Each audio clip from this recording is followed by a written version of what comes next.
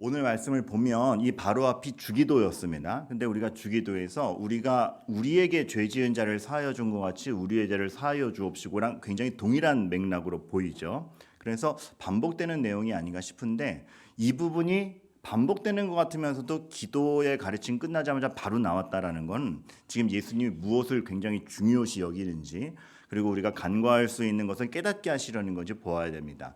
그리고 우리가 이제 문맥상으로도 볼 수 있는 게 주기도가 마태복음과 누가복음에 두 번 나오는데, 누가복음에서는 대놓고 제자들이 기도를 가르쳐 주십시오 하니까 이렇게 하는 거다 하고 나왔는데, 지금 마태복음에서의 주기도는 산상설교 중에 나옵니다. 그것도 너희가 이 바리새인의 의보다 더 나은 참 의가 무엇이냐, 진짜 믿음이 무엇이냐를 따지는 과정 중에 주기도가 나왔고, 그게 끝나자마자 이 말씀이 나온다.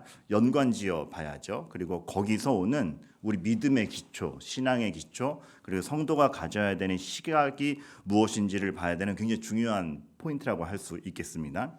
그런데 우리가 이거를 잘못 읽으면 이렇게 볼 수가 있어요. 너희가 사람의 잘못을 용서하면 나도 용서해주고 안 하면 나도 안 해줘.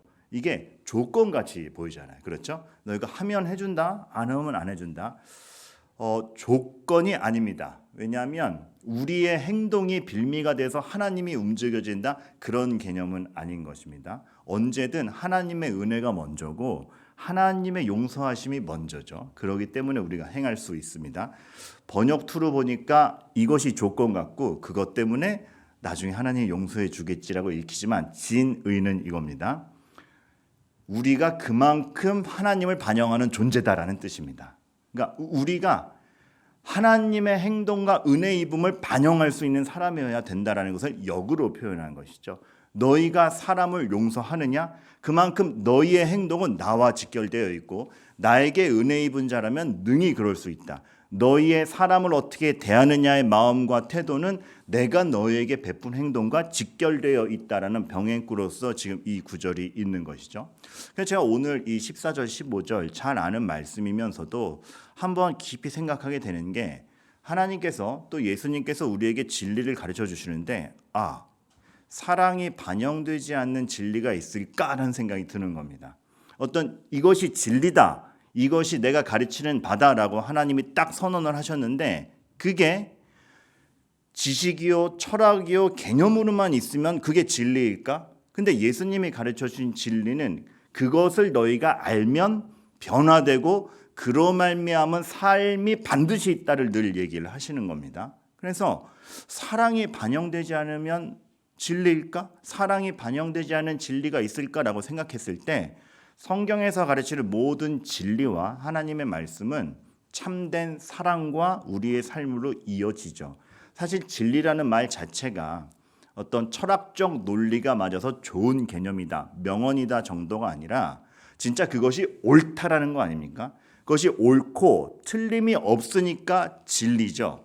그러면 그것이 옳다라 여겨지면 내가 동의가 안 되고 내 생각과 달라도 그것을 쫓아감이 맞죠.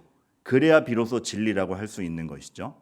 그래서 우리가 하나님의 말씀을 깨달았다, 진리를 알았다라고 한다면 그것이 옳고 그것이 나의 감정과 나의 생각을 뛰어넘어서 나의 생각을 꺾어서라도 나는 그것대로 하겠다라는 각오를 동반하는 것, 그것입니다. 그것이 예로 들어든 게 너희가 사람의 잘못을 용서하면, 왜냐하면 사람은 본능적으로 용서로 가지 않습니다.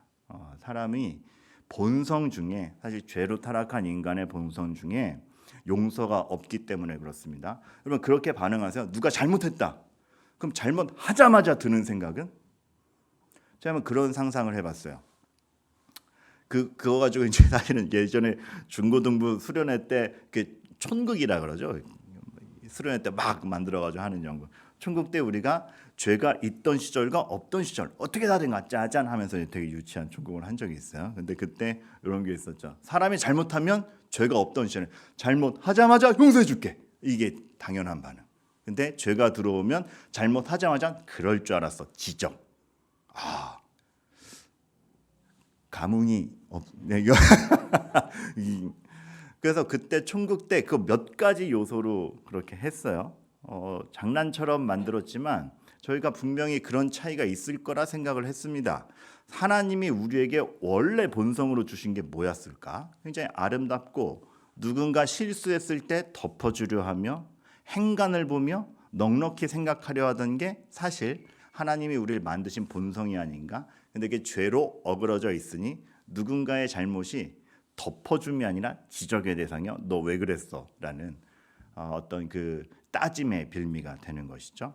그래서 이 말 너희가 사람의 잘못을 용서하면이라는 예수님의 가르침은 그 인간의 본성 중에 굉장히 센 거 하나를 예로 든 것뿐이고 오늘 말씀의 진의는 너희가 무엇을 따라 살고 있느냐, 타락한 본성대로냐 아니면 하나님의 말씀대로냐를 묻는 것이죠.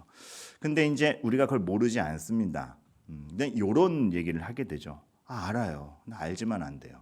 진짜 그렇죠. 우리가 압니다. 용서해야 되고 사랑을 해야 되고 어떻게든 넓은 마음을 써야 되는 거 압니다. 근데 알지만 안 되죠. 알지만 안 되고 어느새 욱하는 감정이 먼저 나오지. 그 용서나 배려라는 걸 생각할 겨를도 없이 우리는 이렇게 행동을 하게 됩니다. 근데 여러분 그래서 기도인 거예요. 그래서 기도의 가르침 중에 이것이 나오는 겁니다. 왜요? 기도는 뭡니까? 단지 비나이다가 아니라 우리 안에 없는 걸 하나님께 찾는 것이기 때문에 그렇습니다. 우리에겐 그러할 능력과 실력이 없지요. 그래서 그 우리 안에 없는 의로움과 선함과 사랑을 믿음 안에서 찾아가는 것, 죄 가운데 머무는 것이 아니라 우리를 죄 가운데 건져내신 하나님 앞에 그 믿음으로 말미암아 진짜 죄로부터 자유로운 삶이 무엇입니까를 찾아가는 벌벌 그것이 기도이고 그 과정 중엔 알지만 안 돼요 라는 성숙의 과정이 있지요. 그래서 더 간절해지는 것이고 그래서 우리의 삶에서 기도가 빠질 수 없는 겁니다. 그래서 하나 더 첨부드리자면 7장에 구하라, 두드리라, 찾으라가 나오는 것이죠. 사실 우리가 굉장히 조금 너무 우리 관점대로 생각하는 게 마태복음 7장에 구하라, 찾으라, 두드리라라는 말을 보통 어떻게만 생각했죠? 우리가 필요한 거 구하고 찾으면 하나님이 주실 것이래로 알고 있죠. 틀린 거 아닙니다. 하지만 오늘의 맥락에서 쭉 쫓아가고 7장을 보면 7장에서 네 눈에 티끌을 빼고 네 눈에 들보 빼고 상대방 눈에 티끌을 빼줘라. 그리고 상대방을 어떻게 이해해 가야 되는가라는 맥락 중에 구하라, 찾으라, 두드리라가 나오는 겁니다. 무엇이냐면 무엇을 구하고 무엇을 찾고 무엇을 두드려서 얻어내야 되는가. 우리 안에 없는 의, 사랑, 상대방을 배려할 줄 모르는 마음, 그래서 상대방을 배려하게 되는 그 사랑, 그거를 찾으라는 겁니다.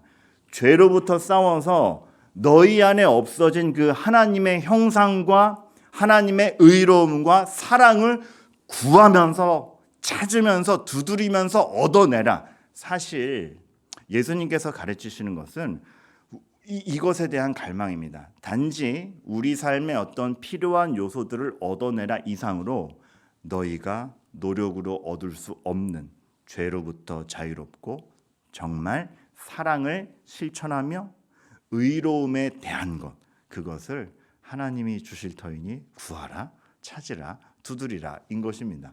그렇게 보면은 이제 이 말씀은 굉장히 더 거대해지죠. 그리고 우리가 삶을 무엇을 쫓아가며 구하고 있었는가, 또 우리의 시점을 어디에 맞추고 있었는가, 굉장히 많이 생각을 하게 되죠. 근데 참 이러한 우리 안에 없는 걸 찾아가는 거, 참 우리 안에 사실 그 의로움과 참 우리 안에 원래 그 본성적 죄악이 있음을 아는 가운데 살아가는 게 되게 힘들어요. 그래서 그 과정 중에는 불완전함이 드러나죠. 그러면서 하나 에피소드가 생각이 났어요. 예전에 저 전도사 시절에 교회에서 사역을 하는데, 그러니까 지금 돌아가셨죠. 제 세례도 주시고 주례도 하실 목사님, 큰 승 목사님이 계셨어요. 근데 제가 처음 전도사 시절에 저희 교육자실의 교육자가 그 교회 출신 교육자이거나 우리 담임 목사님이 전도해서 목사로 만든 사람들이 이렇게 배치돼 있었어요. 그러다 보니까 그 교육자실 분위기가 어땠겠습니까? 담임 목사님의 다 제자요? 아니면 전도받은 사람들이다 보니까 굉장히 큰 승인 거예요. 그래서 담임 목사님이 교육자를 혼낼 때 정말 대차게 혼나셨습니다. 사랑으로 혼내신 거지만 굉장히 진짜 무섭게 혼내셨고, 교육자로서의 실수는 영혼의 피해가 가기 때문에 한치의 여지를 두지 않고 혼내셨습니다. 그래서 막 정말 매서워서 그럴 거면 그만둬라는 얘기가 매주 나왔으니까. 그런 가운데 어느 날 진짜 큰 실수했어요. 3번 연속 어떤 권사님이 권사 임직을 받으셨는데 그때 임직받은 권사님들이 이렇게 몇 분이 계셨거든요. 근데 우리가 왜 그랬는지 모르겠는데 한 분 권사님을 주보랑 소식지에서 연속 3번으로 빠뜨렸어요. 그래서 그 권사님이 굉장히 상심하고 상처받고 이 교회는 날 비웃는 것이가 막 그런 가운데 굉장히 시험이 드신 거예요. 그러니까 이거 도대체 행정 처리 어떻게 하는가. 그리고 한 명의 권사님이 임직을 받았는데 그걸 얼마나 하나님의 일로 생각하지 않았으면 이런 일이 벌어져가면서 진짜 대차게 혼났습니다. 엄청나게 막 무섭게 혼나고 있고 또 그 얘기가 나왔죠. 그럴 거면 그만둬라고 막 소리 지르고 있는데 우리가 그렇게 혼나고 있는 걸 모른 채 부목사님 중에 한 분 사모님이 여보 하고 들어온 거예요. 쫙 들어오자마자 그럴 거면 그만 사모님 이렇게 그 순간적인 얼굴 변화 그 막 대차게 혼나시다가 사모님 아유 우리 목사님 만나러 오셨구나 아유 만나고 가세요 하고 나가시는데 우리가 그때 혼내시다가 씩 웃는 목사님을 보면서 더 두려운 소름. 그러니까 차라리 혼내지 이것은 가정인가 거룩인가. 굉장히 무서웠어요. 이거 뭐지? 네, 그 목사님이 큰 스승이기도 했지만 되게 저랑은 어릴 때부터 제가 배웠기 때문에 큰 삼촌 같은 분이었어요. 나중에 사석에서 한번 여쭸어요. 아니, 어떻게 그렇게 순간적으로 표정을 바꾸실 수 있으세요? 그 굉장히 화나셨는데 어떻게 그렇게 순간적으로 씩 웃으면서 하실 수 있었어요? 그랬더니 목사님이 그럼 웃지 울어?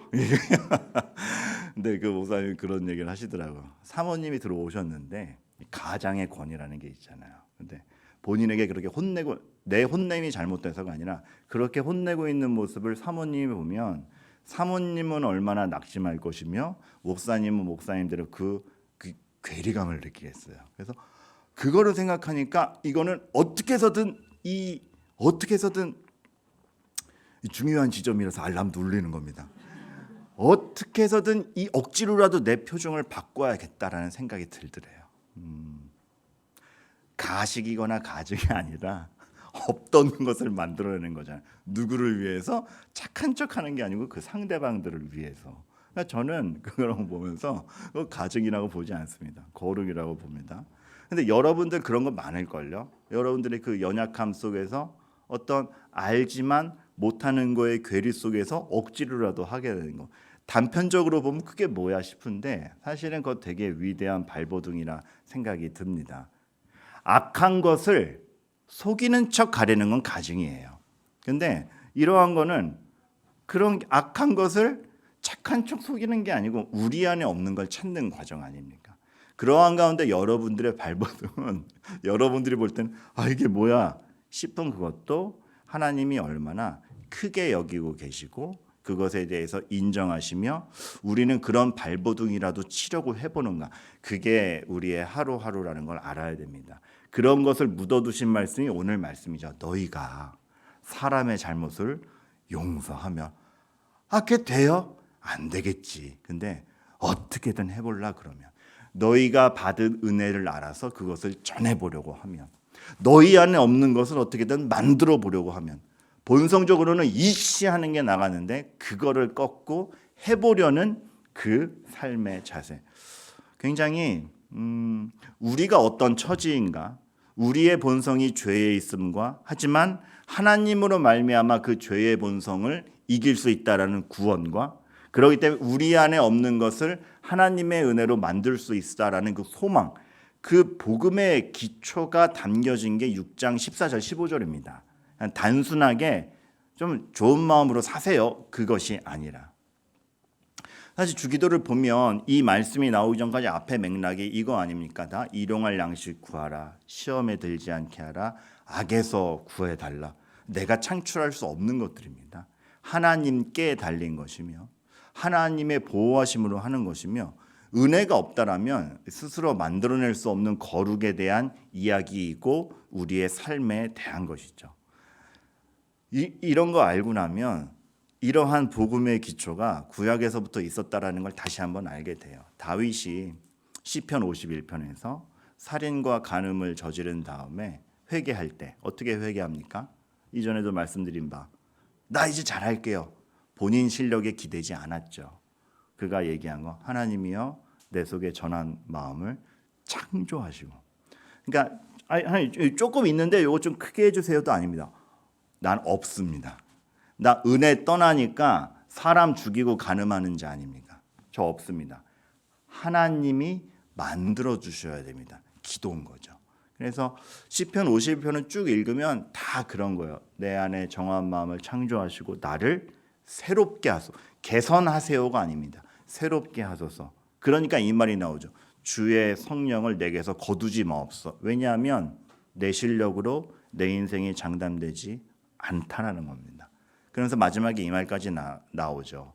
상하고 통회하는 마음을 주께서 멸시하지 아니하시리이다.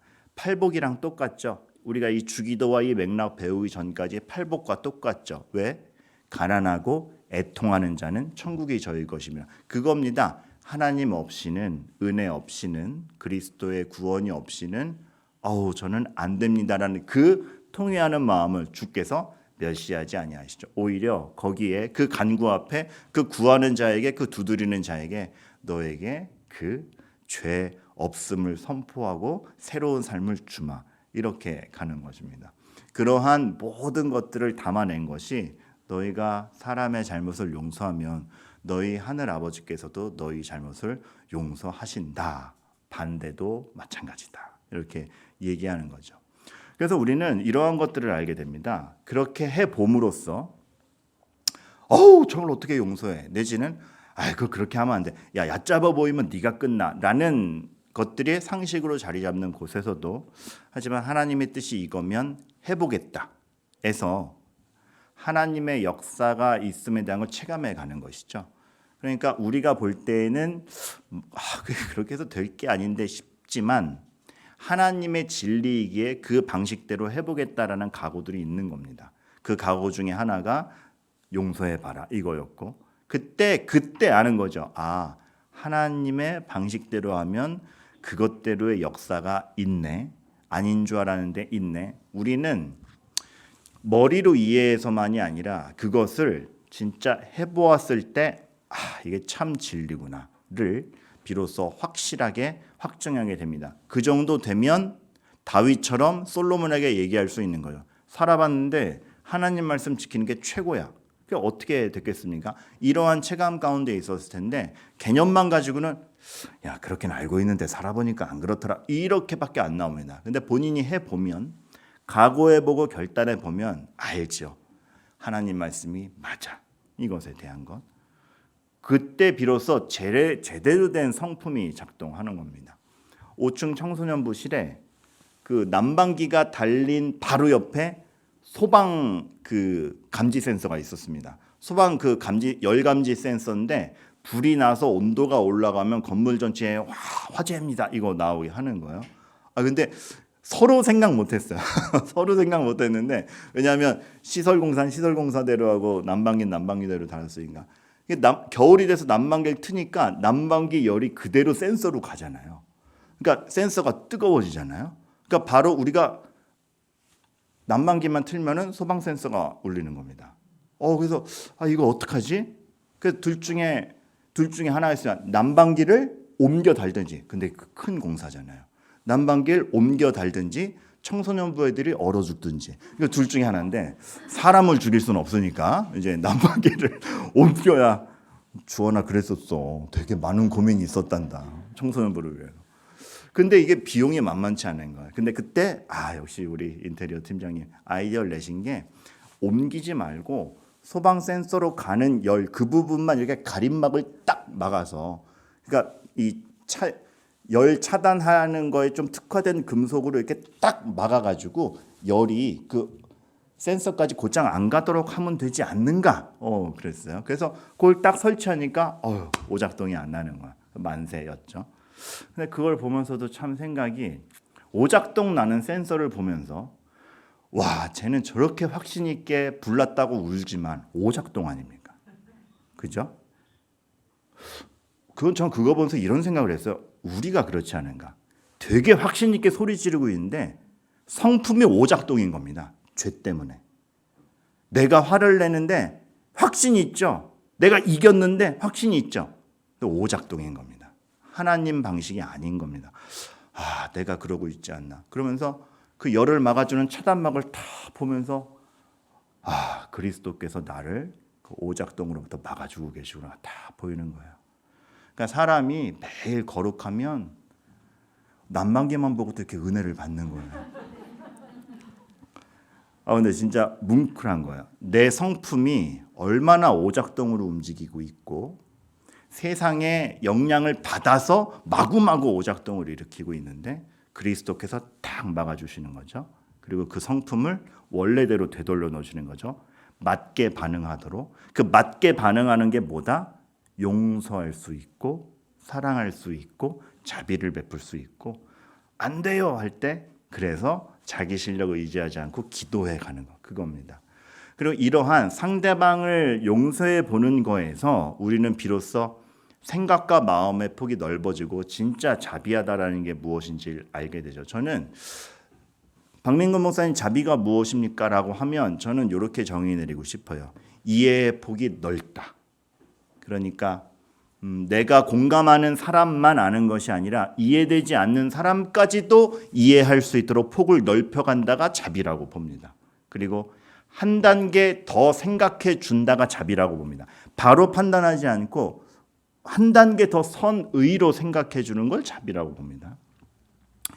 그 포르투갈의 호날두 말고 그 앞선 세대에 브라질의 호날두가 있었습니다. 우리한테 호나우두로 알려져 있죠. 호나우두로 알려져 있는데 그 선수가 한 2년 넘게 굉장히 비판받은 적이 있어요. 해선 안 될 행동을 해서. 근데 2년 뒤에 알고 보니까 호나우두가 한 행동이 아니고 친구가 한 행동이었는데 누명을 써준 거였어요. 그래서 나중에 기자들이 물었죠.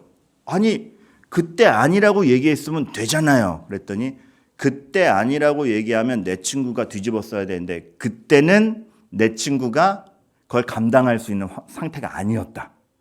그리고 시간이 지나면 일어설 수 있는 단계에 오해가 없어질 수 있는 시기이기 때문에 그때까지 나는 뭐 욕 먹어도 버틸 수 있으니까 그때까지 기다렸던 거고 지금은 이제 다 회복되고 오해가 풀릴 단계이기에 이제 사실을 얘기하는 거다. 다 행복해지지 않았느냐 이렇게 얘기하는데 이야 싶은 거예요. 그래서 저는 되게 반성 많이 했어요. 왜냐하면 그 2년간 저도 호나우두를 욕했거든요. 축구만 잘했지. 근데 알고 보니 그게 아닌 거잖아요. 그러한 예시를 하나 보면서 그 다음부터 조심스러운 거예요. 뭐가? 저런 나쁜 놈 하는 누군가 내 주변에 있을 때 뭔가 행간과 사정이 있을지도 몰라가 되는 거죠. 바로 판단하지 않고 한 단계 더 생각해주는. 물론 이것이 잘못한 걸 덮어주고 넘어간다거나 명백히 악한 것을 무마해준다라는 거랑 차원이 다릅니다. 그거는 바로 지적이고 악한 것에 대해서는 바로 꺼내야죠. 그런 게 아니라 어떤 실수나 어떤 부족함들에 대해서 왜 저래?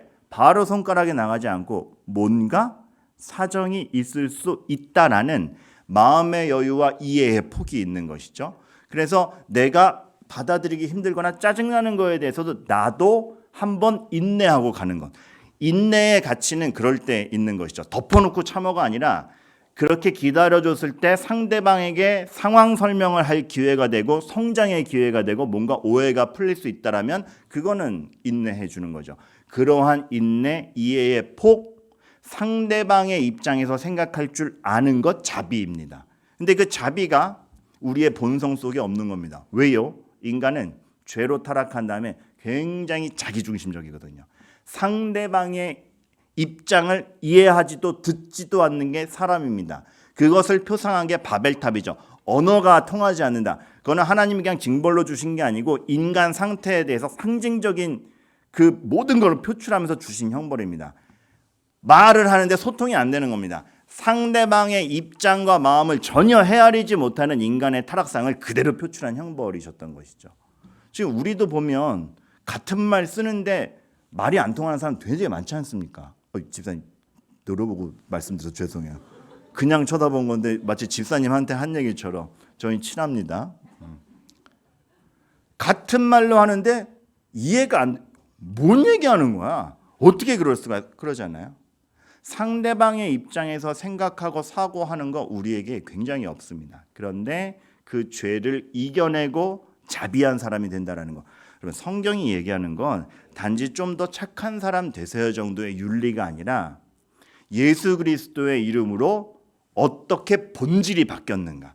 우리가 죄로 움직이지 않고 죄에 지배받지 않고 전혀 다른 삶을 살아가고 있는가. 이것을 보는 것인데 그것에 대한 팔복과 여러 가지 많은 의의와 주기도를 가르치신 다음에 정리하는 문장으로 너희가 사람의 잘못을 용서하면으로 나온 것은 너희는 이제 죄로 흔들리는 존재가 아니라 하늘 아버지로부터만 영향받는 존재로 살아가야 한다. 그럴 수 있겠느냐? 그만큼 너희는 나를 반영하고 나와 함께하는 자다. 위대한 선언인 것입니다. 여러분들, 여러분의 삶에 어떤 자비와 어떤 여유와 또 여러분이 기도로 구하는 것이 무엇을 구하는지 필요한 거 구하세요. 하나님은 그거 들어주시는 분입니다. 하지만 그거에 앞서서 정말 죄로부터 만들어지지 못하는 하나님으로부터만 올 수 있는 것들에 대해서 새 사람 된 증표로서 그 거룩을 구하는가. 우리는 다시 한번 생각해 봐야 되는 것이죠. 그러니까 우리는 그런 기도는 하죠. 저 사람 이기게 해주세요. 이 기도는 처절하게 하죠. 근데 우리가 이런 기도는 처절하게 안 합니다. 제발 저 사람을 어떻게든 용서하게 해주세요. 처절하지 않죠. 그런 기도가 안 나오기도 하고 죄와 싸워간다라는 것은 이만큼 다른 것이고 주님께서 오늘 가르쳐 주시는 건 생각보다 큽니다. 단순한 용서의 문제를 벗어나서 우리가 얼마나 본질적으로 달라진 존재인지 다시 한번 가르쳐 주시는 이 두 구절 안에 복음과 죄와 하나님 은혜가 다 들어가 있죠.